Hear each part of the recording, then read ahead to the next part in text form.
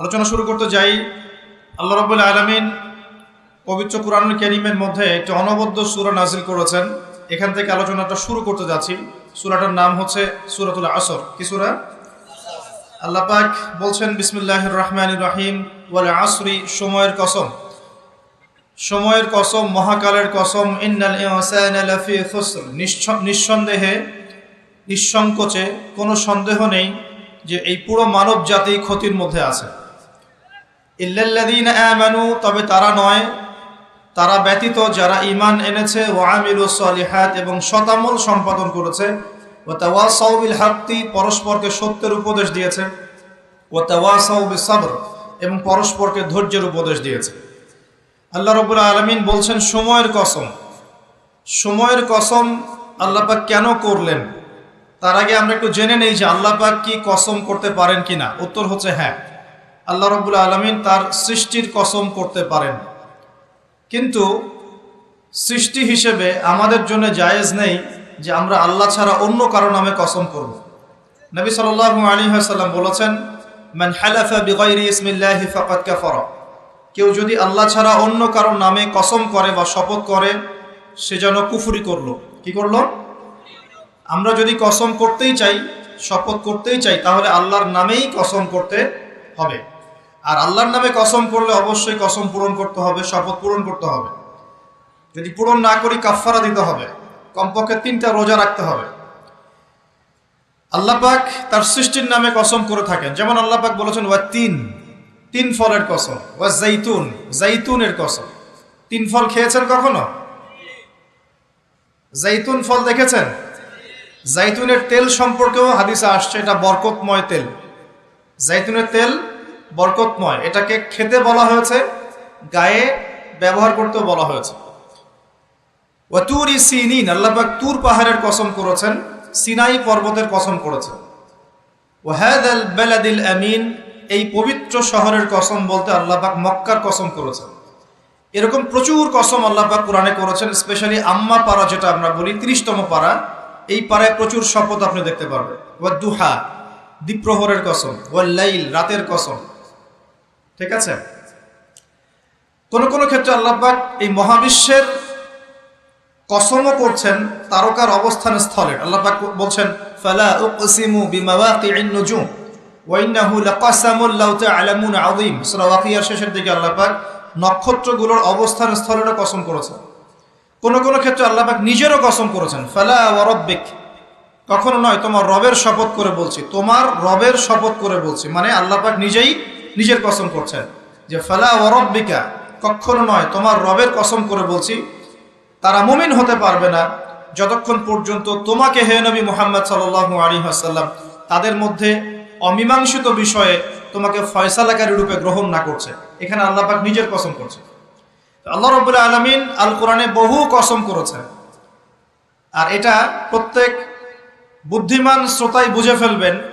আল্লাহ পাক যখন যে বিষয়ের কসম করেন, নিঃসন্দেহে সেটা সবচেয়ে গুরুত্বপূর্ণ বিষয় হবে, তাই নয় কি? আল্লাহ পাক এখানে সময়ের কসম করছেন, মানে সময়টা আমাদের জীবনে খুবই ইম্পর্টেন্ট একটা জিনিস। সত্যি কথা বলতে আমাদের লাইফের সবচেয়ে ইম্পর্টেন্ট জিনিস হচ্ছে কি? টাইম বা সময়। আমরা যখন মায়ের গর্ভে ছিলাম এবং আমাদের বয়স ছিল 4 মাস 10 দিন, তখন আল্লাহর পক্ষ থেকে একজন ফেরেশতা এসেছিলেন, এসে মায়ের গর্ভে রূহটাকে ফুঁকে দিয়েছেন এবং 4টা বিষয় লিখে দিয়েছেন। 1 নাম্বার, এই গর্ভের সন্তানের হায়াত কতটুকু হবে। 2 নাম্বার, তার রিজিক কি কি হবে। 3 নাম্বার, সে সৌভাগ্যবান হবে না দুর্ভাগ্যবান হবে। 4 নাম্বার, সে দুনিয়াতে কি কি আমল করবে। এই 4টা বিষয় লিখে দেওয়া হয়েছে। এর মধ্যে সবচেয়ে ইম্পর্টেন্ট বিষয় হচ্ছে হায়াত, সময়, সে কতদিন বাঁচবে। হায়াতের মধ্যে বরকত হয়, কিন্তু আল্লাহ পাকের নির্ধারিত হায়াত কিন্তু বাড়েও না কমেও না। আল্লাহ পাক যে সময় নির্ধারণ করেছেন, এই সময়টুকুই আমাদের দুনিয়ার হায়াত। আল্লাহ পাক নির্ধারণ করে বলেছেন, লিয়াবলুয়াকুম আইয়ুকুম আহসানু আমালা। এই হায়াত মওত সৃষ্টি করার বিষয়টা হচ্ছে আল্লাহ পাক দেখতে চান দুনিয়াতে তোমাদের মধ্যে কাজে কে শ্রেষ্ঠ, কাজে কে উত্তম, আহসান কে, কাজে সেরা কে। আল্লাহ পাক দেখতে চান না আমলের মধ্যে এভারেজ কে, গতানুগতিক কে। আল্লাহ পাক দেখতে চান আমলের শ্রেষ্ঠ কে। কাবীর মানে বড়, আকবর মানে সবচেয়ে বড়, সগীর মানে ছোট, আসগর মানে আরো অনেক ছোট, হাসান মানে হচ্ছে ভালো, উত্তম, আহসান মানে সবচেয়ে ভালো, বেস্ট ওয়ান। আল্লাহ পাক দেখতে চান লিয়াবলুয়াকুম আইয়ুকুম আহসানু আমালা, তোমাদের মধ্যে দুনিয়াতে আমলে আহসানকে আল্লাহ পাক এভারেজ মুসলিম দেখতে চান না, এক্সেপশনাল মুসলিম দেখতে চান। আমি কি বোঝাতে পারছি? এই জন্য আল্লাহ পাক হায়াত ও মওত সৃষ্টি করেছেন এবং দুনিয়ার জীবনটা আমাদেরকে উপহার দিয়েছেন। আরেকটা উদ্দেশ্য হচ্ছে আল্লাহ পাক দেখতে চান এই কারাগারের জীবনে আমলের শ্রেষ্ঠকে এবং কে আল্লাহ পাকের বিধানগুলো মেনে চলে, এবং কারা কারা আল্লাহ পাকের জমিনের মধ্যে তার খেলাফতের দায়িত্ব পালন করে। আমরা কিন্তু আল্লাহর খলিফা। আমরা কি আল্লাহর খলিফা? আমাদের পিতাকে আল্লাহ পাক সৃষ্টি করেছিলেন পৃথিবীতে আল্লাহর খলিফা হিসেবে। আল্লাহর খলিফার কাজ কি? শুধু ইবাদত করাই খলিফার কাজ নয়। আল্লাহর খলিফার কাজ হচ্ছে আল্লাহ পাকের জমিনের মধ্যে ন্যায় বিচার প্রতিষ্ঠা করা, আল্লাহর বিধান প্রতিষ্ঠা করা। এটা আল্লাহর খলিফার কাজ। যদি পৃথিবীতে আমরা আল্লাহ পাকের বিধান প্রতিষ্ঠা না করে শয়তানের বিধান প্রতিষ্ঠা করি, তাহলে আমরা আল্লাহর খলিফা থাকবো না, শয়তানের খলিফা হয়ে যাব। আমি কি বুঝাতে পারছি? আল্লাহ পাক দুনিয়ার এই কারাগারের জীবনটাতে আমাদেরকে নির্ধারিত সময় দিয়েছেন, ওয়ালা আসরির, সময়ের কসম। আরেকটা অর্থ এখান থেকে নেওয়া যায়, সেটা হলো আল্লাহ পাক সময়ের কসম করে আমাদেরকে মূলত অতীতকালের দিকে তাকাতে বলছেন। কোন দিকে?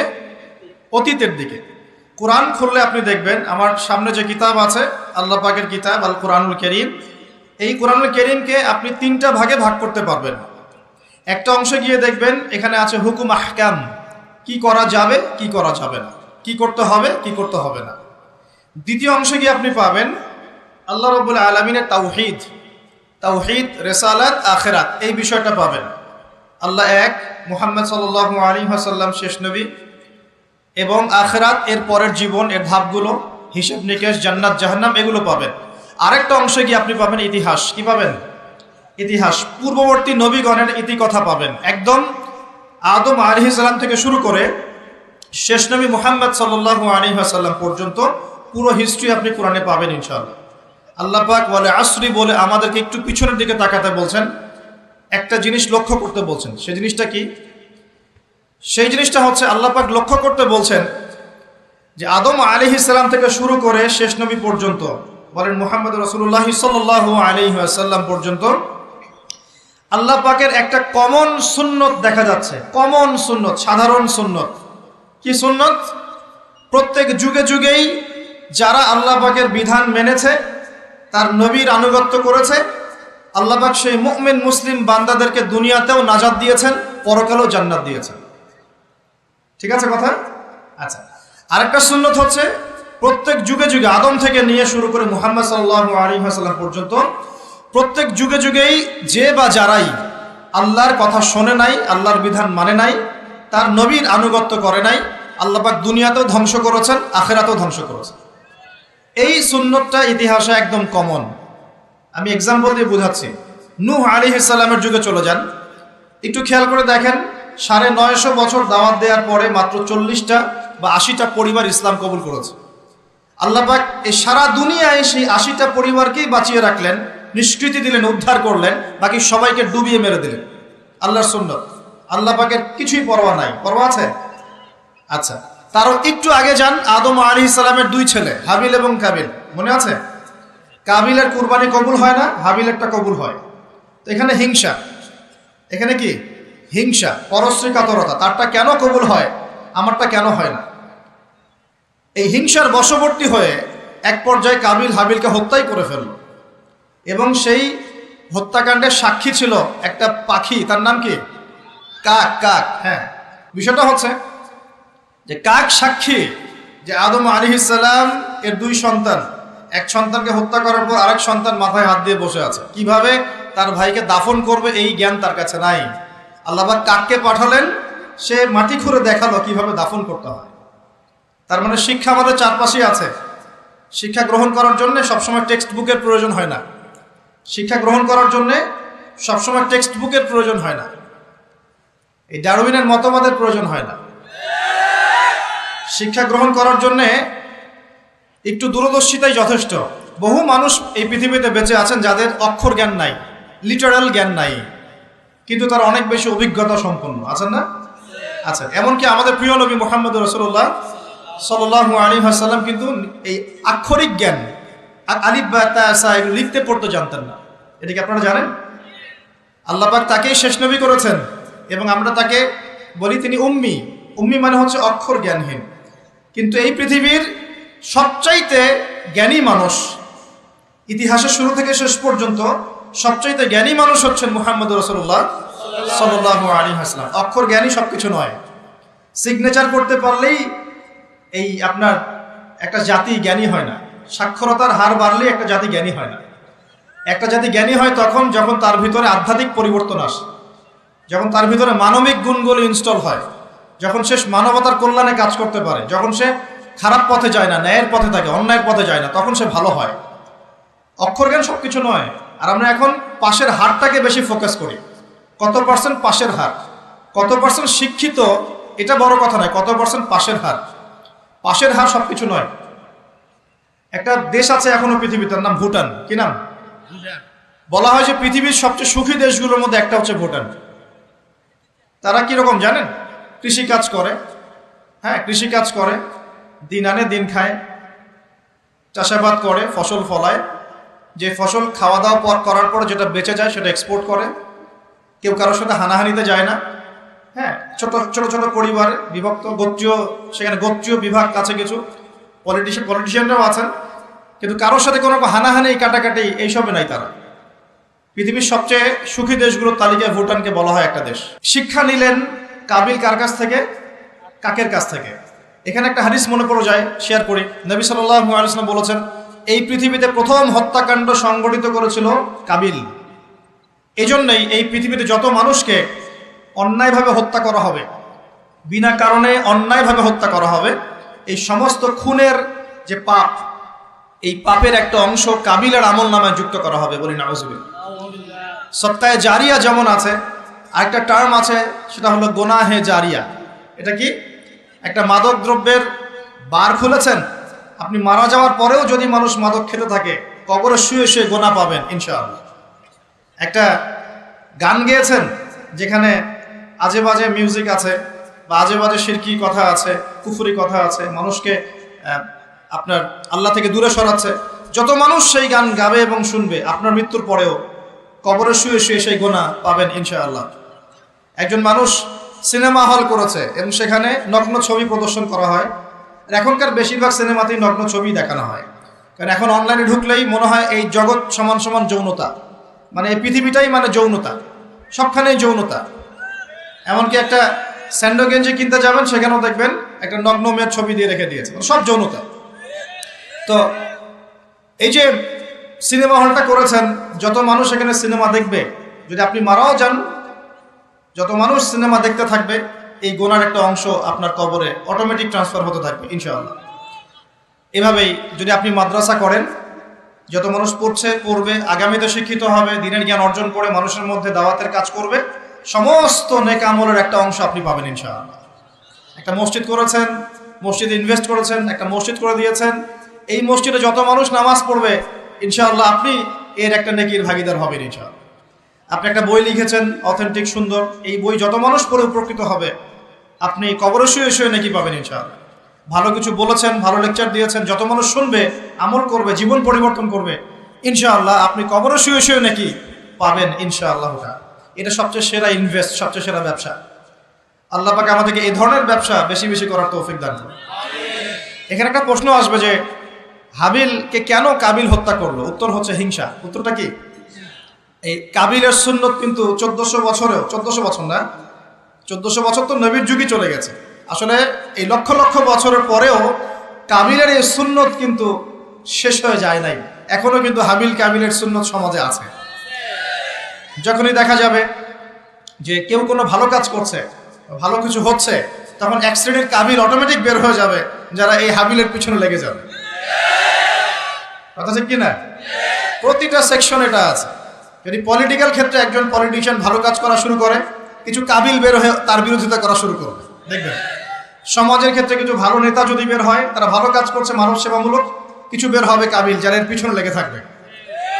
ধর্মীয় ক্ষেত্রেও দেখবেন, যদি ভালো কিছু আলেম, ওয়াইজ, ভালো মুফাসসির, আপনার লেখক বা ভালো কিছু বের হয়, ভালো কোনো পার্সন বের হয় যারা দিনের জন্য কাজ করছেন, উম্মার জন্য কাজ করছেন, এক শ্রেণীর কাবিল অটোমেটিক বের হয়ে যাবে যাদের কাজই হবে 24 ঘন্টা তার পিছনে লেগে থাকে। কিন্তু এতে করে ফায়দা কি? এতে করে কাবিলদের কোনো ফায়দা নেই, এতে করে হাবিলের ফায়দা আছে। কিরকম ফায়দা? হাবিল কি বলছিল? হাবিল বলছে যে তুমি যদি আমাকে মারার জন্য হাত প্রশস্ত করো, আয়াতটা পড়ে দেখেন, সূরা মাইদার মধ্যে আছে, শুরুর দিকেই আছে, তুমি যদি আমাকে হত্যা করার জন্য হাত প্রশস্ত করো, আমি কখনো তোমাকে হত্যা করার জন্য হাত বাড়াবো না। এটা হাবিলের কথা। কত উচ্চ লেভেলের শিক্ষা তার পিতামাতা তাকে দিয়েছেন, কত উঁচু লেভেলের শিক্ষা আদম আলাইহিস সালাম এবং হাওয়া আলাইহিস সালাম তাকে দিয়েছেন, কত উচ্চ মানের তাকওয়া তার মধ্যে ছিল। সে বলছে তুমি যদি হাত বাড়াও আমাকে মারার জন্য, হে কাবিল, আমি তোমাকে হত্যা করার জন্য আমার হাত বাড়াবো না, বরং আমি ভয় করছি আমাকে হত্যা করলে তুমি আমার এবং তোমার সমস্ত গোনা নিয়ে কিয়ামতের মাঠে উঠবে এবং তুমি শয়তানের অন্তর্ভুক্ত হয়ে যাবে। তাহলে কাবিল কি শেষমেশ এই দলে পড়ে নাই? এই দলেই পড়েছে। আল্লাহ পাক আমাদের সবাইকে হাবিল হওয়ার তৌফিক দান করুন, আর দৃশ্য অদৃশ্যের কাবিলদের থেকে আল্লাহ পাক হেফাজত করুন বলে আমি। এখানেও একটা সুন্নত আল্লাহ পাকে দেখেন, সময়ের কসম, খেয়াল করেন যে ওই সময়েও আল্লাহ পাক হাবিলকে রক্ষা করেছেন, পরকালে জান্নাত দিয়েছেন। কাবিল কিন্তু জান্নাতে যাচ্ছে না, তার ঘাড়ের মধ্যে নিজের ভাইয়ের হত্যার অপরাধ আছে। নবী পরিবারের সন্তান হওয়া সত্ত্বেও তার পরিণতি কিন্তু ভালো হলো না। খেয়াল করেছেন কি? আচ্ছা, এবার সামনে যান। নূহ আলাইহিস সালামের জীবন তো দেখলেন। এই 80টা পরিবারকে আল্লাহ পাক হেফাজত করলেন, বাকি সবাইকে ডুবিয়ে মারলেন। আমরা যারা এখন পৃথিবীতে বেঁচে আছি, এই 800 কোটি বা 1000 কোটি মানুষ, কোনো না কোনোভাবে কিন্তু আমরা সবাই এই 80টা পরিবারেরই সন্তান। কথা বুঝতে পারছেন না মনে হয়? এই যে বিশ্ব ভ্রাতৃত্বের কথা বলি না আমরা, এই বিশ্ব ভ্রাতৃত্বের কথা তো পশ্চিমারা বলে মানুষকে দেখানোর জন্য, কথার কথা বলে। সত্যিকারের বিশ্ব ভ্রাতৃত্ব শিখতে হলে কোরআন পড়তে হবে। সত্যিকারের বিশ্ব ভ্রাতৃত্ব শিখতে হলে কোরআন পড়তে হবে। কোরআন বলছে এই যে পরিবারগুলোকে আল্লাহ পাক বাঁচিয়েছেন, জুদি উপত্যকায় এই নৌকা গিয়ে ঠেকেছে, ওই নৌকায় যারা ছিলেন তাদেরকে দিয়ে পরবর্তীতে পৃথিবী আবাদ করা হয়েছে। নূহ আলাইহিস সালামের 4 সন্তান ছিলেন। কয় সন্তান? একজন হচ্ছে শাম। কি নাম? শাম। এই শাম এর বংশধর হচ্ছে এই যে মিডল ইস্টের মানুষরা, মধ্যপ্রাচ্যের যে মানুষরা আছে, এরা শামের বংশধর। এক ছেলের নাম হাম। হাম ছিল কালো বর্ণের, মানে ব্ল্যাক স্কিন। এই হামের বংশধর হচ্ছে আফ্রিকান কন্টিনেন্টে যে মানুষগুলো আছে, আফ্রিকান কন্টিনেন্ট, এই যে কালো কালো মানুষগুলো, তারা কিন্তু হামের বংশধর। একজন হচ্ছে ইয়াফাস। ইয়াফাস হচ্ছে ওই ইউরোপিয়ান যারা, এরা হচ্ছে ইয়াফাসের বংশধর, সাদা চামড়া। আরেকজন সন্তান ছিল, তার নাম সম্ভবত কেনান। এই সন্তান নৌকায় ওঠে নাই। সে বলেছিল, তার বাবা তাকে ডাকছিল, নৌকায় আসো, আল্লাহর আযাব থেকে আজকে কেউ বাঁচাতে পারবে না। সে বলছে যে আমি পাহাড়ে উঠে যাব, পাহাড় আমাকে সেভ করবে। নবী পরিবারের সন্তান হওয়ার পরেও এই কেনান পানিতে ডুবে মারা গেল। আল্লাহ পাক তাকে বললেন, হে নূহ, লাইসা মিন আহলিক, সে তোমার পরিবারের কেউ না। নূহ আলাইহিস সালাম বলছেন, আল্লাহ, সে আমার সন্তান, তাকে মাফ করে দাও। আর আল্লাহ পাক বলছেন, লাইসা মিন আহলিক, সে তোমার পরিবারের কেউ না।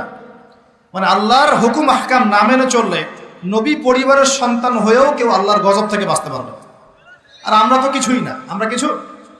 তা আমাদের অহংকার শোভা পায়, আমি অমুক আলেমের সন্তান, অমুক মুহাদ্দিসের সন্তান, অমুক বক্তার সন্তান, হ্যাঁ, অমুক পলিটিশিয়ানের সন্তান, অমুক রাষ্ট্রনেতার সন্তান। এইসব জাতি, বর্ণ, গোত্র, এগুলো আল্লাহর আযাব থেকে বাঁচাতে পারবে না যদি কোরআন সুন্নাহ ফলো না করে চলে।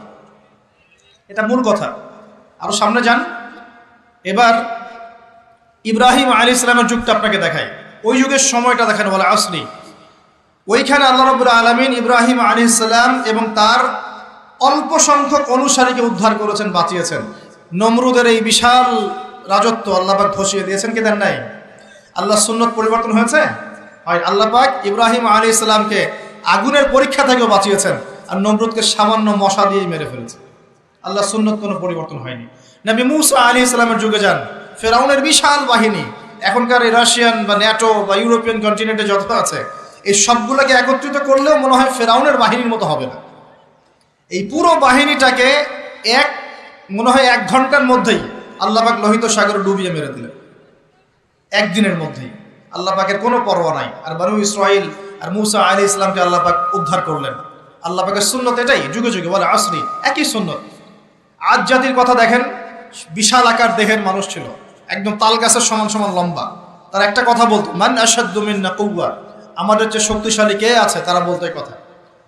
আল্লাহ পাক ওদেরকে 6 দিন 7 রাতের মধ্যেই এই বাতাসের তীব্র বেগে উপড়িয়ে দিলেন, খেজুর গাছের কাণ্ডের মতো ঘরের সামনে পড়ে থাকলো, কেউ বাঁচাতে পারলো না। বাঁচাতে পারলো? পরের জেনারেশন আসলো সামুদ জাতি, তাদের নবীর নাম কি? সালেহ আলাইহিস সালাম। সালেহ আলাইহিস সালাম দাওয়াত দিলেন, তারা দাওয়াত কবুল করলো না। আল্লাহ পাক সালেহ আলাইহিস সালাম এবং তার সাথীদেরকে বাঁচালেন সামুদ জাতিকে বজ্রপাত, বিদ্যুৎ চমকায় না বিদ্যুৎ, এই বিদ্যুৎ দিয়ে পুরো সামুদ জাতিকে আল্লাহ পাক ধ্বংস করলেন। কিভাবে ধ্বংস করলেন জানেন? একবার খালি একটা শব্দ হয়েছে, বিকট এক শব্দেই শেষ। একটা বিকট শব্দ, বাস এক শব্দে সবার জান চলে গেছে, জান কবজ হয়ে গেছে এক শব্দের মধ্যে। সামুদ জাতি শেষ। একটা জাতির নাম ছিল মাদিয়ান, কওমে মাদিয়ান। এই জাতির নবী ছিলেন শুআইব আলাইহিস সালাম। এই জাতির পাপ ছিল, তারা মাপে কম দিত। কি করতো? আজকে যারা ব্যবসা করে মাপে কম দেন, সতর্ক হয়ে যাবেন। একটা জাতির উপর দুর্ভিক্ষ নেমে আসে তখন, যখন ওই জাতি মাপে কম দেয়। আমাদের সমাজে প্রচুর ব্যবসায়ী আছেন যারা মাপে কম দেন, ভেজাল খাওয়ান, একদিনের খাবার আরেকদিন খাওয়ান, মিথ্যা কসম করে পণ্য বিক্রি করেন এবং মানুষকে বিষ খাওয়াতেও দ্বিধাবোধ করেন না, সামান্য কয়টা টাকার জন্য। সামান্য কয়টা টাকার জন্য। কয়দিন আগে দেখলেন না, এই যে বিরিয়ানি একটা রেড করলেন, দেখেন নাই? ওই যে 2 গ্লাস খাওয়াচ্ছে, খান আপনারা, খান, ওরা খাবে না, ওরা খাচ্ছে না। এরকম ব্যবসায়ীর সংখ্যা কি কম না বেশি? সবখানেই প্রতারণা। আমি এদিকে আসছি পরে ইনশাআল্লাহ। মানে শেষ জামানার সবচেয়ে বড় সমস্যাগুলোর মধ্যে একটা হচ্ছে বিশ্বাসহীনতা, প্রতারণা। এই জামানায় আমানত উঠে যাবে। কি উঠে যাবে? আমানত উঠে যাবে। আমানতদার ব্যক্তি খুঁজে পাওয়া যাবে না। নবীজি বলছেন ফোসকার মতো মনে হবে, ফোসকার মতো। গায়ে ফোসকা পড়লে যেমন 2-1টা দাগ থেকে যায়, এরকম আমানতদার ব্যক্তি রেয়ার খুঁজে পাওয়া যাবে। মানুষ বলবে অমুক গ্রামে একটা আমানতদার ব্যক্তি আছে, এত রেয়ার হয়ে যাবে। সবখানে প্রতারণা। ঢাকার মতো শহরে যারা আমরা থাকি, মানুষের চোখে মুখে গেলে অবিশ্বাস, খালি অবিশ্বাস, কেউ কাউকে বিশ্বাস করতে পারে না। কেউ যদি একটা ভিক্ষুক যদি এসে গ্লাসের মধ্যে নক করে বলে যে আমাকে 2টা টাকা দেন, আমি ভাত খাইনি 3 দিন, বিশ্বাস করতে কষ্ট হয় যে সত্যি সত্যি নিচ্ছে না মিথ্যা মিথ্যা নিচ্ছে। এত অবিশ্বাস এখন। তারপরে ভিক্ষারও সিস্টেম, বলে যে আমাকে একটা কম্বল কিনে দেন, বড় আমি শাড়ি কিনবো, আমি লুঙ্গি কিনবো। সবার কাছে এই কথা বলে বলে সে টাকা উঠাচ্ছে। পরে গিয়ে দেখেন ওই টাকার একটা অংশ সে মাশাআল্লাহ নষ্ট করে ফেলছে, আর একটা অংশ দিয়ে কি করছে জানেন? শুনলে অবাক হয়ে যাবেন। একটা কোলের বাচ্চাকে নিয়ে ভিক্ষা করছে। কোলের বাচ্চা, এই কোলের বাচ্চাটা সে হায়ার করে আনছে একজনের কাছে, ভাড়া নিয়ে আসছে। সেটা তার বাচ্চা না, অন্য কারো বাচ্চা ভাড়া নিয়ে আসছে, এবং সেই বাচ্চাটাকে ঘুমের ওষুধ খাইয়ে দেয়। কি খাইয়ে দেয়? ঘুমের ওষুধ খাইয়ে দেয়। ফিডারের সাথে অন্য কিছুর সাথে ঘুমের ওষুধ খাইয়ে দেয়। বাচ্চা ঘুমায়, আর বাচ্চাকে ফেলে রেখে সে বলে যে বাচ্চা অসুস্থ, চিকিৎসার জন্য টাকা দেন, চিকিৎসার জন্য টাকা দেন। মানুষ টাকা দিয়ে যায়, কেউ দেয় কেউ দেয় না, দিয়ে যায়। এই যে একটা টাকা হয় সারাদিন শেষে, বাচ্চা ঘুমিয়েই আছে, বাচ্চা ঘুমের ওষুধ খাওয়া। তারপরে এই বাচ্চাটার ওসিলায় যে টাকাগুলো সে আর্ন করলো হারাম পথে, এর একটা অংশ সে এই বাচ্চার আসল পিতামাতাকে দিবে, দিয়ে বাকি অংশ সে সিন্ডিকেট করে খেয়ে ফেলবে। এটাও হয় ঢাকা শহরে। তাহলে এই যুগে আপনি কাকে বিশ্বাস করবেন? কিভাবে বিশ্বাস করবেন? কিভাবে বিশ্বাস করবেন? এটা অবিশ্বাসের যুগ চলছে। জনগণ সরকারকে বিশ্বাস করতে পারে না, সরকার জনগণকে বিশ্বাস করতে পারে না। সমাজ নেতা জনগণকে বিশ্বাস করতে পারে না, জনগণ সমাজ নেতাকে বিশ্বাস করতে পারে না। একজন ইমাম সাহেবকে মুসল্লি বিশ্বাস করতে পারে না, মুসল্লিকে ইমাম সাহেব বিশ্বাস করতে পারে। কোনো কোনো ক্ষেত্রে একটা ওয়াজ মাহফিল হচ্ছে, ওয়াজ মাহফিলের আয়োজক কমিটিকে বক্তা বিশ্বাস করতে পারে না, বক্তাকে ওয়াজ মাহফিলের কমিটি বিশ্বাস করতে পারে। এমনও হচ্ছে, ওয়াজ করে চলে গেছি, এমনও হয়েছে যে ওই যে খামের ভিতরে সব পাত্তি, কিছুই নাই। তো এরকমও যে হইতে পারে সেটা তো কল্পনা ছিল না। আসেন হুজুর দেখা যাবে, আসার পরে আর দেখার নাম নাই। কোনো কোনো মাহফিল হচ্ছে এমন, মাহফিল সে নেমে গাড়িতে ওঠার পর মাহফিল কমিটির ফোন নাই, বন্ধ, কিভাবে বাসায় যাবো কোনো ফিকির নাই। তো প্রত্যেকটা ক্ষেত্রে প্রতারণা, প্রতিটা সেক্টরে, উপর থেকে নিচ সব জায়গায় প্রতারণা। এই যুগে আপনি আবার একটা মেয়েকে ভালোবাসতে চাচ্ছেন, ভাবছেন যে সে আপনার বিশ্বাস রক্ষা করবে, এখানেও প্রতারণা। দাঁড়ান আমি কন্টেন্ট হারিয়ে ফেলবো। ছেলেকে বাবা বিশ্বাস করতে পারছে না, বাবাকে ছেলে বিশ্বাস করতে পারছে না। দেখেন সন্তানের জন্যে সম্পত্তির জন্যে ছেলে বাবাকে হত্যাও করেছে, এই যুগে ঘটনা। সম্পত্তির জন্যে ছেলে মাকে হত্যা করেছে। আমি উত্তরবঙ্গের একটা ঘটনা জানি, মাকে জবাই করে দিয়েছে সন্তান সম্পত্তির জন্য। স্বামী স্ত্রীকে বিশ্বাস করতে পারে না, স্ত্রীকে স্বামী বিশ্বাস করতে পারে। হ্যাঁ, তো এই জামানার সবচেয়ে বড় সমস্যা হচ্ছে এই জামানা থেকে বিশ্বাস উঠে গেছে, কেউ কাউকে বিশ্বাস করতে পারে না। খেয়াল করে দেখবেন, ইভেন বাজারে যাচ্ছেন, বাজারে গেলে কেনাকাটা করছেন, একটা অবিশ্বাস সবার চোখে মুখে, না জানে ও আমাকে ঠকায় দেয় কিনা। কেউ যদি ভালো মতো এসে এক কাপ চাও অফার করে, ভাই আসেন চা খাই এক কাপ, বিশ্বাস করতে কষ্ট হবে, না জানি চায়ের সাথে হবে কি খাওয়ায় দেয়। সব ক্ষেত্রে, প্রতিটা ক্ষেত্রেই একই অবস্থা। দেখেন, ওই সমাজে ওই মাদিয়ান কওমের মধ্যে এই অবিশ্বাস ছিল, প্রতারণা ছিল, আর মানুষকে তারা মাপে কম দিয়ে ঠকাতো। যে সুন্নত এখন চলছে, এখনো সে কোরআন আল্লাহ পাক কেন নাজিল করছেন, কেন এত ইতিহাস বলছেন? কারণ শেষ জামানার এই উম্মতে মুহাম্মাদি সাল্লাল্লাহু আলাইহি ওয়াসাল্লামের মধ্যে এই সমস্ত সমস্যাগুলো আবার নতুন করে দেখা দিবে। এই কারণেই তো আল্লাহ পাক আমাদেরকে জানাচ্ছেন, আগে এটা হয়েছে, আগে এটা হয়েছে, আগে এটা হয়েছে, সতর্ক থাক। কেন কোরআনে বারবার মূসা আর ফেরাউনের কথা আসছে? 136 বার আছে নবী মূসা আলাইহিস সালামের কথা ফেরাউনের সাথে। এতবার কেন, যেখানে আমাদের নবীজির নাম মাত্র 4 বার? কেন এতবার? কারণ শেষ জামানায় উম্মতে মুহাম্মাদের সময়ে মূসা এবং ফেরাউনের সময় যা যা হয়েছিল এগুলোর পুনরাবৃত্তি হবে আবার। আল্লাহ পাক সচেতন থাকতে বলছেন। এ যুগেও কি নতুন করে ফেরাউনরা বের হয়ে আসে নাই? ফেরাউন এবং তার দলবল বানু ইসরাইলের উপরে যা করেছিল, এখন ইহুদিরা সেই মুসলিমদের উপর তাই করছে না? একই জিনিস ঘুরে ফিরে আসছে। এই কারণে আল্লাহ পাক আমাদেরকে সতর্ক থাকতে বলছেন, বারবার কোরআন এগুলো রিপিট করছেন। ইতিহাস কেন ব্যাখ্যা করছেন আল্লাহ পাক? বলে আসরি, সময়ের কসম, সময়কে মূল্যায়ন করেন, সময়ের পিছনের দিকে তাকিয়ে দেখেন সময় কত সময় চলে আসছে। এই কমে মাদিয়ান মাপে কম দিত। আমরা যারা ব্যবসা করি আল্লাহর ওয়াস্তে মাপে কম দিবেন না। একজন সৎ ব্যবসায়ী, আমি দুটো হাদিস শোনাই, আমি তাদেরকে ভালোবেসেই বলছি, ব্যবসায়ীদেরকে আমি ভালোবাসি, কারণ তার অন্ততপক্ষে সুদের মধ্যে যাচ্ছেন না। এখন ব্যবসা করে আপনি যদি হালাল ধরে রাখতে না পারেন তাহলে ব্যবসাটা বৃথা হচ্ছে। আল্লাহ পাক বলেছেন আহাল্লাহুল বাই'a ওয়া হাররামা রিবা, আল্লাহ পাক ব্যবসাকে হালাল করেছেন, সুদকে হারাম করেছেন। আপনি সুদ খাচ্ছেন না, ব্যবসা করছেন, আলহামদুলিল্লাহ। কিন্তু যদি আপনি মাপে কম দেন, মিথ্যা কসম করে পণ্য বিক্রি করেন, সিন্ডিকেট করেন, মাল ইচ্ছা করে মজুদ করে পরে দাম বাড়িয়ে দেন, এই যে 2 নম্বরে যদি করেন, আমানতের খেয়ানত করেন, তাহলে আপনাদের এই পাপের কারণে পুরো জাতির উপর দুর্ভিক্ষ নেমে আসবে, এটা হাদিস। আর যদি আপনি সৎ ব্যবসায়ী হতে পারেন, নবী সাল্লাল্লাহু আলাইহি ওয়াসাল্লাম বলেছেন, নবীদের সাথে, শহীদদের সাথে আপনার হাসর হবে ইনশাআল্লাহ। একজন সৎ ব্যবসায়ী নবীগণ শহীদগণের সাথে ইনশাআল্লাহ তাআলা কিয়ামতের মাঠে হাসর করবে ইনশাআল্লাহ। আমরা কি এটা চাই না? আর এক শ্রেণীর মানুষকে আমি ভালোবাসি, তারা হচ্ছেন পলিটিশিয়ান। কেন ভালোবাসি? কারণ তারা অ্যাটলিস্ট কাপুরুষতার পরিচয় না দিয়ে নিজের কাঁধে দায়িত্ব নিয়ে সমাজ সংস্কার করার চেষ্টা করছে।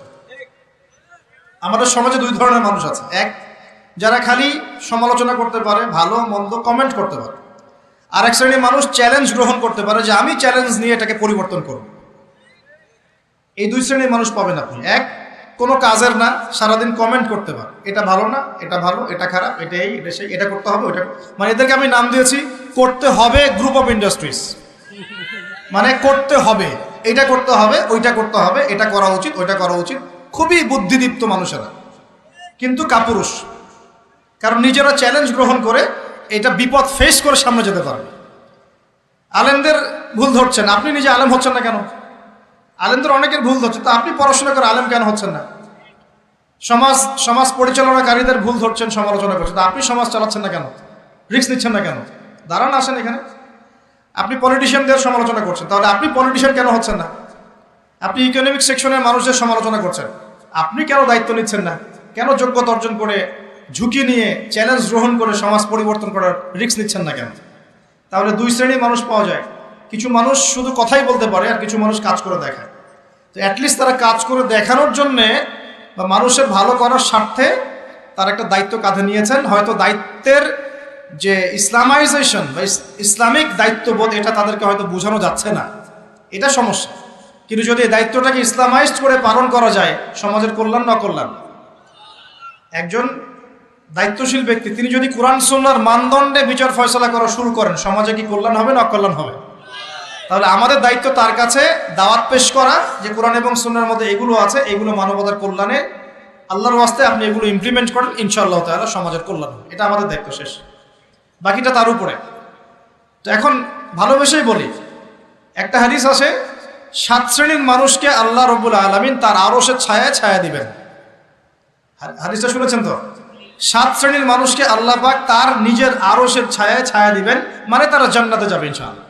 এই 7 শ্রেণীর প্রথম শ্রেণী হচ্ছে ন্যায়পরায়ণ শাসক। ন্যায়পরায়ণ শাসক, যাদেরকে আল্লাহ পাক শাসন ক্ষমতা দিয়েছেন, তারা যদি সমাজে ন্যায় বিচার প্রতিষ্ঠা করে, ইনশাআল্লাহ তারা আরশের ছায়া ছায়া পাবে। অতএব সব জায়গা থেকেই দ্বীনের খেদমতে কাজ করার সুযোগ আছে কি নাই? আল্লাহ পাক আমাদের সবাইকে দ্বীনের জন্য কাজ করার তৌফিক দান করুন। যে যেখানে আছি সেখান থেকে কাজ করার তৌফিক দান করুন। প্রিয় ভাইরা, এভাবে ইতিহাস বলতে থাকলে রাত 1টা বাজবে। শর্ট করছি, ঈসা আলাইহিস সালামের যুগে আসেন, ওখানে একই সুন্নত দেখবেন। অল্প মানুষ ইসলাম কবুল করেছে, আল্লাহ পাক তাদেরকে বাঁচিয়েছেন। বেশিরভাগ করে নাই, তাদেরকে আল্লাহ পাক ধ্বংস করে দিয়েছেন। নবী মুহাম্মদ সাল্লাল্লাহু আলাইহি ওয়াসাল্লামের যুগে আসেন, আবু জাহেল, আবু লাহাব, উতবা, শাইবা, এদেরকে আল্লাহ পাক কিন্তু ধ্বংস করে দিয়েছেন। আর নবী সাল্লাল্লাহু আলাইহি ওয়াসাল্লাম তার সাহাবীদেরকে আল্লাহ পাক সম্মানিত করেছেন। ওয়াল আসরি, সময়ের কসম, আল্লাহ পাক দেখাচ্ছেন আমাদেরকে প্রত্যেক যুগে যুগেই। খেয়াল করেন, প্রত্যেক যুগে যুগে ইতিহাসের শুরু থেকে শেষ পর্যন্ত যারাই আল্লাহ পাকের বিধানগুলো মেনে চলবে, তার নবীর আদর্শ মেনে চলবে এবং আল্লাহর বিরুদ্ধাচরণ করবে না, ইনশাআল্লাহ আল্লাহ পাক দুনিয়াতেও সফল করবেন, পরকালেও জান্নাত দিবেন ইনশাআল্লাহ। আর প্রত্যেক যুগে যুগে যারাই আল্লাহ এবং তার রাসূলের বিরুদ্ধাচরণ করবে, নবী রাসূলের আনুগত্য করবে না, আল্লাহর বিধান মানবে না, দুনিয়াতেও ধ্বংস করবেন, পরকালে আযাব দিবেন ইনশাআল্লাহ। এই সুন্নতের কোনো ব্যতিক্রম হবে না। আল্লাহ পাক আমাদের সবাইকে এই কথাটা বোঝার তৌফিক দান করুন। এবার এই সময় বা মহাকালের কসম আল্লাহ পাক আরেকটা কারণে করেছেন, যুবক ভাই আপনি বোঝেন। এই সময় বা মহাকালের কসম আল্লাহ পাক আরো একটা কারণে করেছেন, সেটা হলো আল্লাহ পাক আমাদের হায়াতকে মূল্যায়ন করতে বলছেন। আল্লাহ পাক আমাদেরকে আমাদের হায়াতকে মূল্যায়ন করতে বলছেন। একটু চোখ বন্ধ করে রাত্রেবেলা চিন্তা করবেন, মনে করেন আপনার হায়াত 60 বছর। কত বছর? মনে করেন, ফর এক্সাম্পল, চোখ বন্ধ করবেন, আজকে বাসায় গিয়ে ঘুমানোর সময় দোয়া দরুদ পড়ে চোখটা বন্ধ করে ভাববেন, আদনান ভাই কথাটা বলে গেছে, একটু ভাবি। এইটুক যদি ভাবতে পারেন আজকে বাসায় গিয়ে, আজকে ওয়াজ আমার সফল ইনশাআল্লাহ। এই যে 200 কিলো আসছি, আবার 200 কিলো যাবো, ইনশাআল্লাহ সফল। কি ভাববেন প্রিয় ভাই? আমিও কিন্তু তরুণ, আমি কিন্তু বুড়া হয়ে যাই নাই। বুড়া হয়ে গেছে এখনো? আচ্ছা, আপনিও তরুণ। তরুণরা একটু ভাবি, চোখ বন্ধ করে ভাববেন যে আল্লাহ পাক আপনাকে সৃষ্টি করেছিলেন আল্লাহর ইবাদত করার জন্য। সূরা জারিয়াত 56 নম্বর আয়াত, ওয়া মা খালাকতুল জিন্না ওয়াল ইনসা ইল্লা লিয়াবুদুন। 1 2 আল্লাহ পাক আপনাকে সৃষ্টি করেছিলেন যাতে করে আল্লাহর দ্বীনটাকে আপনি আল্লাহর জমিনে প্রচার করেন, প্রসার করেন, প্রতিষ্ঠা লাভ করেন। এই দুইটা আপনার কাজ ছিল। এখন আপনার বয়স হয়ে গেছে 30 বা 25, ধরে নেন যে আপনার হায়াত 60 বছর, তার মানে আপনার জীবনে বাকি আছে এখন 30 বছর।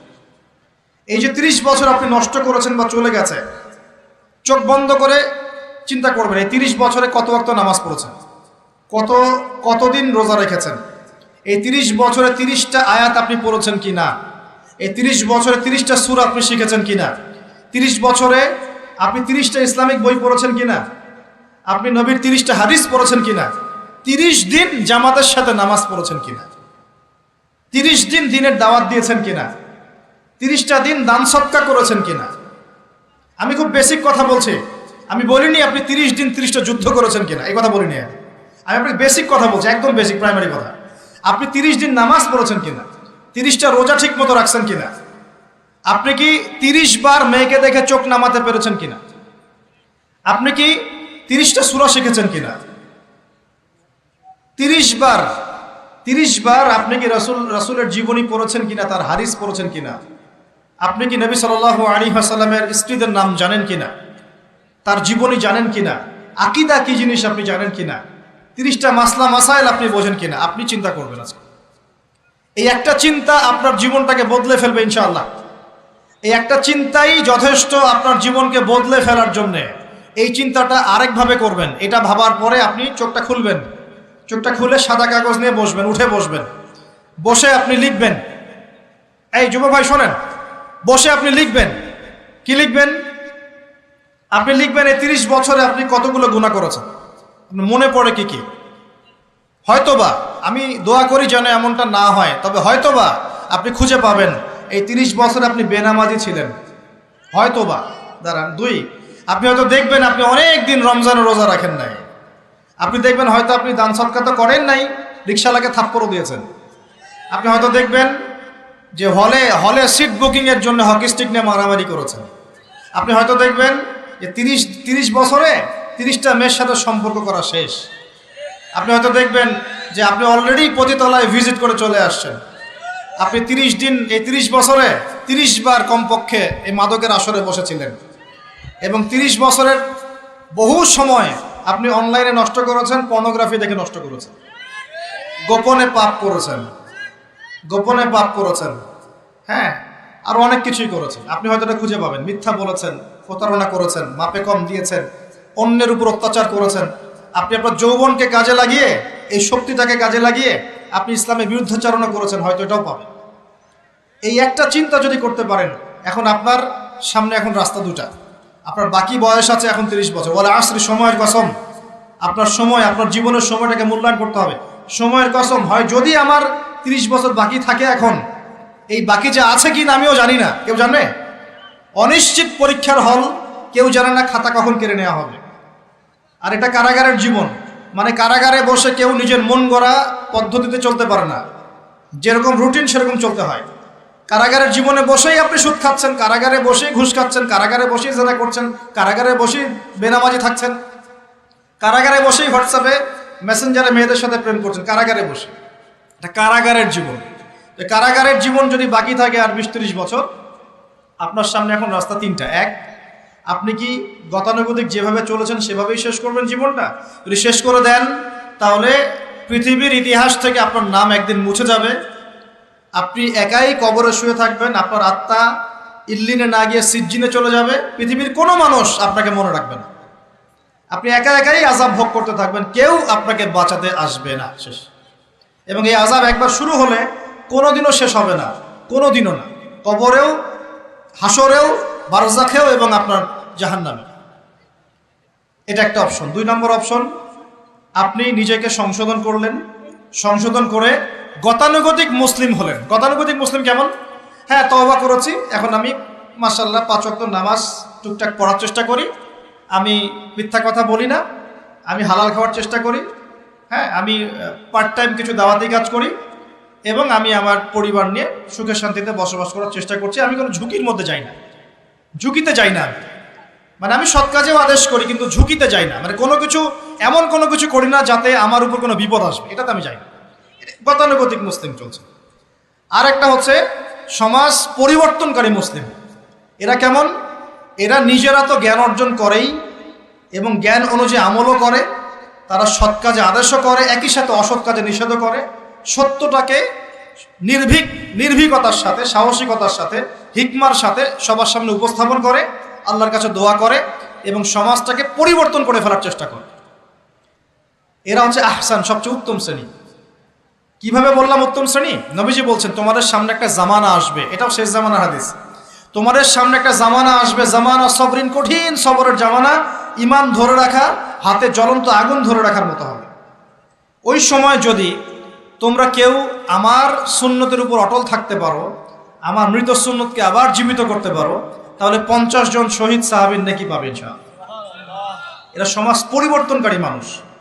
আর ইতিহাসে যারা সমাজ পরিবর্তনকারী মানুষ, তাদের জীবনে পরতে পরতে বিপদ আপদ বালা মুসিবত আসবেই। আমার ছোট্ট গবেষণায় 4টা ক্ষেত্র থেকে আসতে পারে যখন আপনি হকের উপর থাকবেন। 1 নাম্বার, প্রথম বাধা চলে আসবে পরিবার থেকে। কোত্থেকে? পরিবার।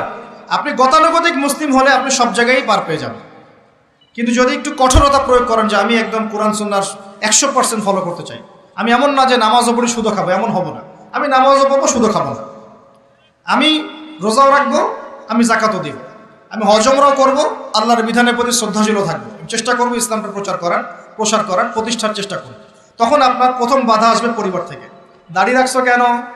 দাড়ি রাখলে তোমাকে এরকম লাগে, হ্যাঁ, তুমি টাকটির উপরে কাপড় কেন পরলে তোমাকে অমন লাগে, আগে তো গিটার বাজাইতা, আগে তো গান গাইতা, আগে মেয়ে নিয়ে থাকতা, ভালো ছিল, এখন কেন সারাদিন বই নিয়ে পড়ে থাকো, ইসলামিক বই নিয়ে পড়ে থাকো, নামাজ নিয়ে পড়ে থাকো, হ্যাঁ, কি পরিবর্তন হলো, বাবা মার টেনশন, এখন পিতামাতার টেনশন।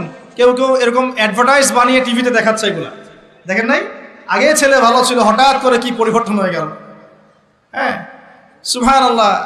আল্লাহর পথে ফিরে আসা মানুষের ক্রাইটেরিয়াগুলো মেনশন করে করে বলছে, এগুলো দেখা গেলে যোগাযোগ করবেন স্থানীয় কর্তৃপক্ষের সাথে, ওই ছেলের মধ্যে সমস্যা আছে। আস্তাগফিরুল্লাহ, আস্তাগফিরুল্লাহ।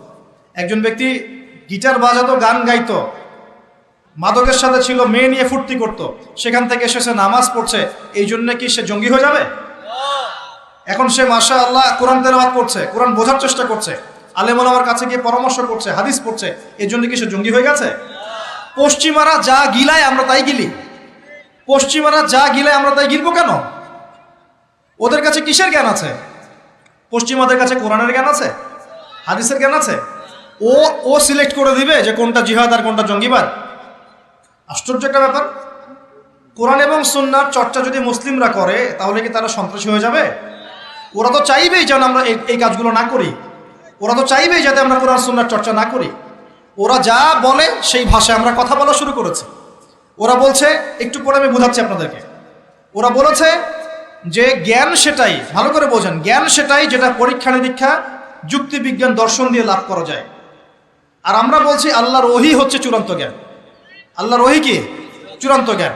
এই যে জ্ঞানতাত্ত্বিক পার্থক্য, ওরা যা দেখে না তাতে বিশ্বাস করে না, এই কারণে তারা জিনে বিশ্বাস করে না, আত্মায় বিশ্বাস করে না, আল্লাহ বিশ্বাস করে না, ফেরেশতায় বিশ্বাস করে না, পরের আগের আসমানি কিতাবে বিশ্বাস করে না, নবী রাসূলে বিশ্বাস করে না, কবরের আযাব, জান্নাত জাহান্নাম, মিজান, ফজিলত কোনো কিছু বিশ্বাস করে না। কেন করে না? ওদের এপিস্টেমোলজি হচ্ছে, জ্ঞানতাত্ত্বিক দর্শন হচ্ছে যা দেখি না বিশ্বাস করি না। আর ওই দর্শনটা আমরা কাট পেস্ট করে নিয়ে আমাদের ছোট ছোট বাচ্চাদেরকে এখন গিলাচ্ছি এগুলো। ওই দর্শন কেন ফলো করব আমরা?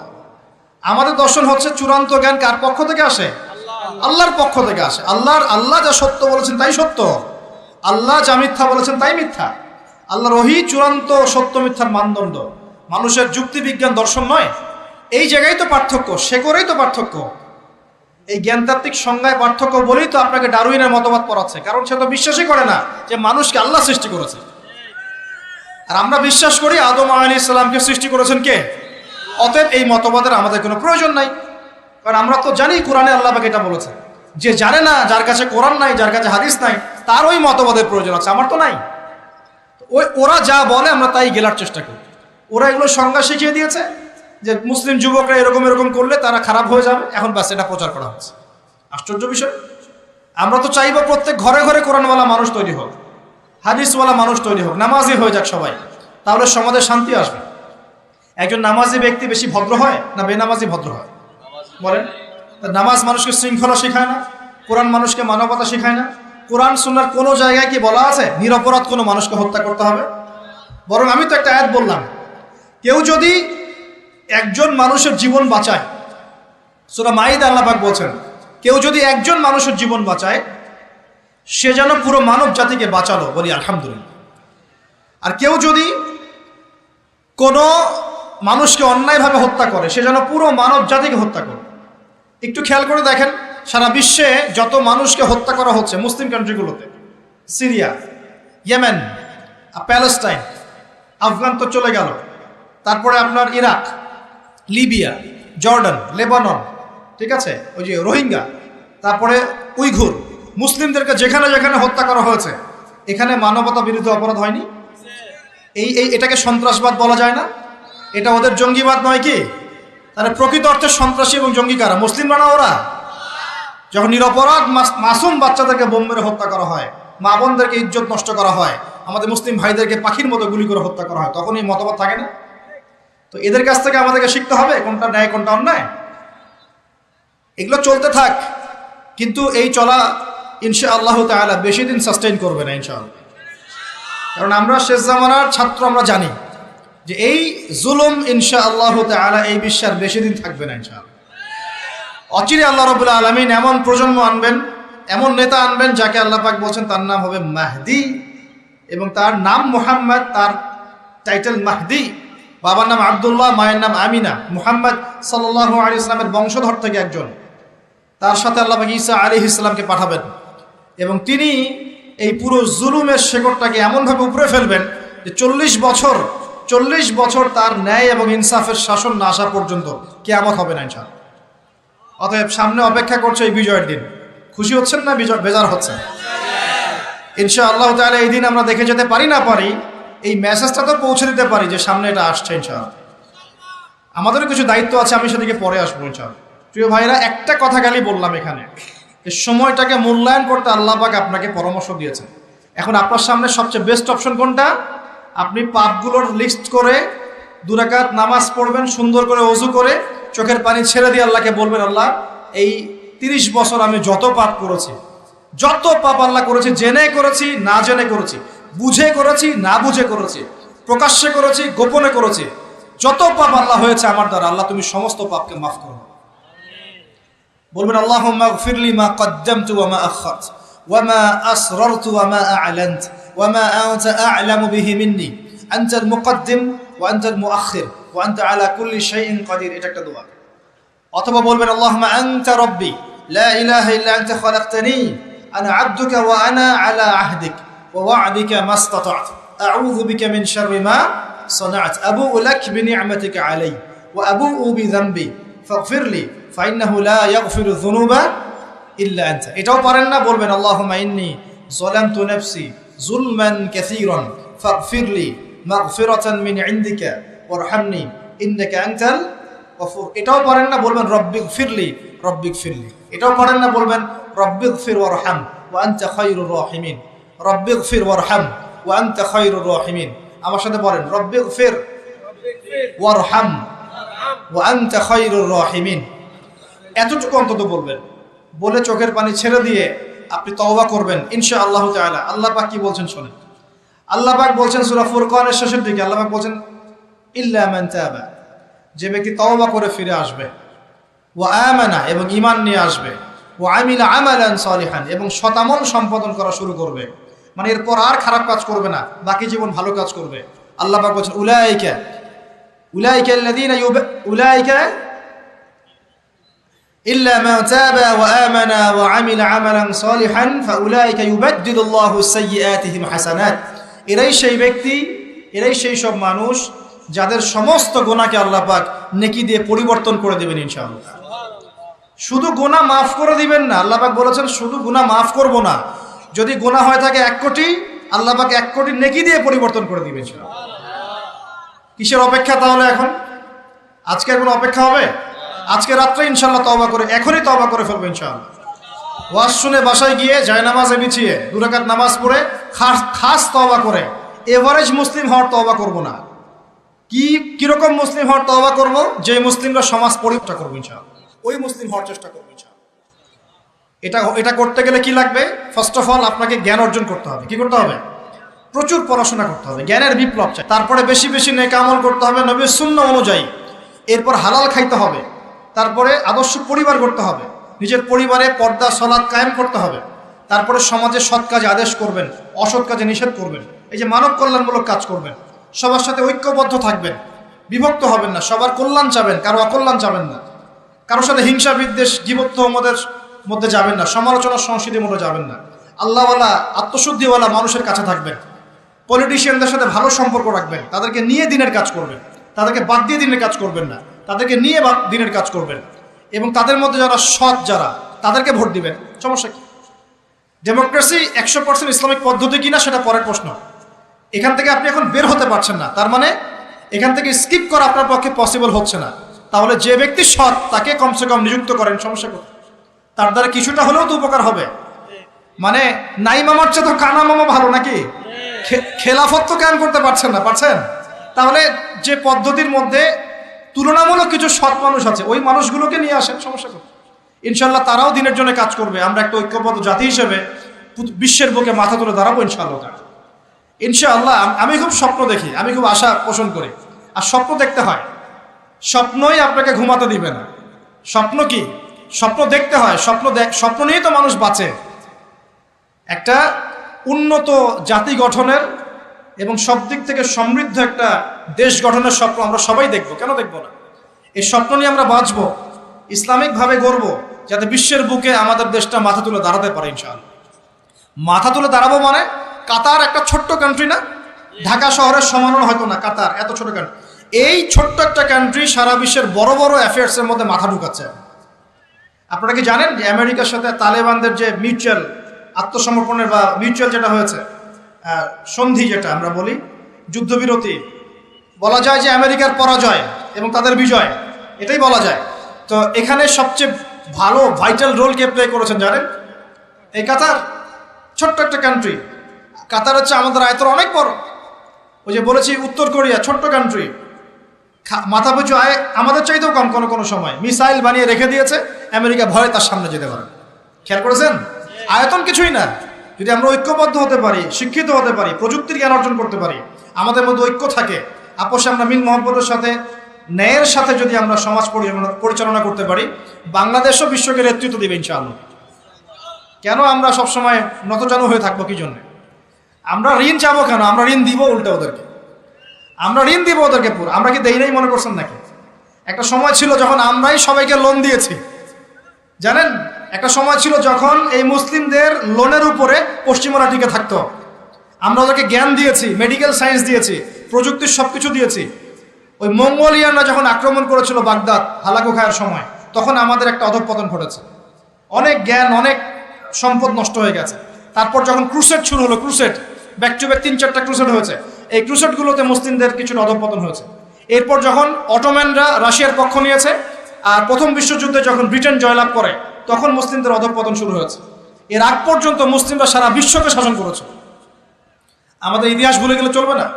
স্বপ্ন দেখেন, ইতিহাস পড়েন। আল্লাহ পাক সময়ের মূল্যায়ন করতে বলেছেন। প্রিয় ভাইরা, ইতিহাস পড়েন, কোরআনের হিস্ট্রি পড়েন, বিশ্বের হিস্ট্রি পড়েন, নিজের সময়কে মূল্যায়ন করেন।